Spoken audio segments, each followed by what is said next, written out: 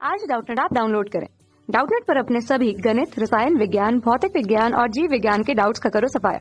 बस प्रश्न की फोटो खींचो, एक ही प्रश्न को क्रॉप करो और तुरंत वीडियो सोल्यूशन पाओ। अभी डाउनलोड करें। हेलो दोस्तों, क्वेश्चन दिया गया है निम्नलिखित चित्र के लिए A B C D E F की अवस्था परिवर्तन का नामांकित करें। तो दोस्तों ये हमें एक डायग्राम दिया गया है। इसमें दिया गया है ऊष्मा में वृद्धि तथा दाब में कमी।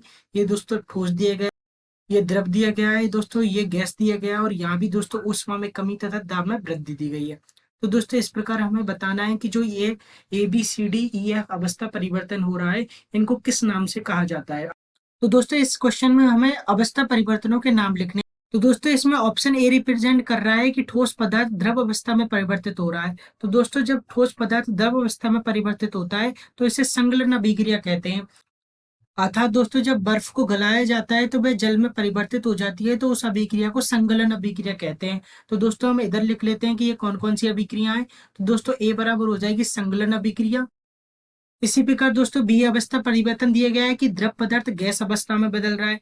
तो दोस्तों जब कोई द्रव पदार्थ गैस अवस्था में बदलता है तो इस अभिक्रिया को बाष्पीकरण अभिक्रिया कहते हैं।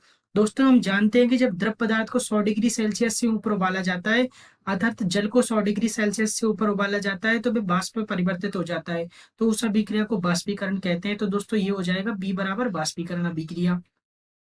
इसी प्रकार दोस्तों सी अवस्था परिवर्तन दिया गया है कि गैस पदार्थ द्रव अवस्था में बदल रहा है। तो दोस्तों जब कोई गैस द्रव अवस्था में परिवर्तित होती है तो उस अभिक्रिया को संघनन अभिक्रिया कहते हैं। अर्थात दोस्तों जब जल वाष्प को ठंडा किया जाता है तो यह जल में परिवर्तित हो जाता है, तो दोस्तों उस अभिक्रिया को भी हम संघनन कहते हैं। तो दोस्तों ये हो जाएगा सी बराबर संघनन। इसी प्रकार दोस्तों डी अवस्था परिवर्तन दिया गया है कि द्रव पदार्थ है वह ठोस अवस्था में परिवर्तित हो रहा है। तो दोस्तों जब द्रव पदार्थ ठोस अवस्था में परिवर्तित होता है तो इस अभिक्रिया को कहा जाता है जमना। दोस्तों हम जानते हैं कि जल को जब जमाया जाता है, अर्थात जल को जब फ्रीजर में रखा जाता है, जमाया जाता है, तो वह बर्फ में परिवर्तित हो जाता है। तो उस अभिक्रिया को दोस्तों हम जमना कहते हैं। तो ये हो जाएगा दोस्तों डी बराबर जमना।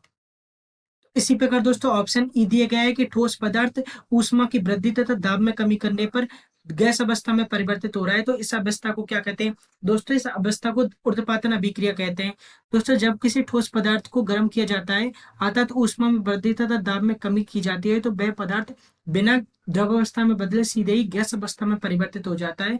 तो उस अभिक्रिया को ऊर्ध्वपातन अभिक्रिया कहते हैं। तो दोस्तों ई हो जाएगा ऊर्ध्वपातन अभिक्रिया।